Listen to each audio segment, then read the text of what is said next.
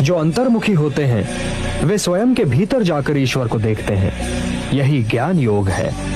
और जो बहिर्मुखी होते हैं वे स्वयं से बाहर निकलकर उसे प्राप्त करने का प्रयत्न करते हैं, किंतु कर्म से छुटकारा नहीं, क्योंकि स्वयं के भीतर जाकर उसे खोजना भी तो कर्म ही है।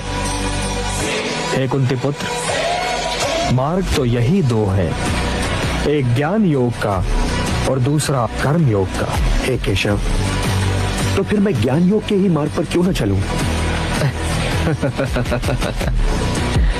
किंतु हे पार्थ, ज्ञान योग भी कर्म के त्यागने का मार्ग नहीं है, सिद्धि का मार्ग नहीं है, क्योंकि कर्म के बिना तो जीवन संभव ही नहीं। जब काम की पूर्ति नहीं होती तो क्रोध उत्पन्न होता है, जब क्रोध उत्पन्न होता है तो विषय के प्रति मोह और बढ़ जाता है, और जब मोह और बढ़ जाता है पार्थ, तो सोचने की शक्ति भटक जाती है।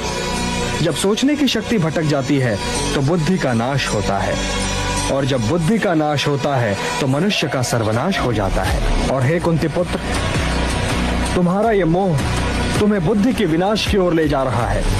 तनिक सोचो पार्थ कि जिसके पास बुद्धि ही ना होगी उसे शांति कैसे मिल सकती है? वो तो शांति और अशांति में अंतर ही नहीं कर सकता, और जो शांति को अशांति से अलग तक नहीं कर सकता वो भला कैसे सुखी हो सकता है?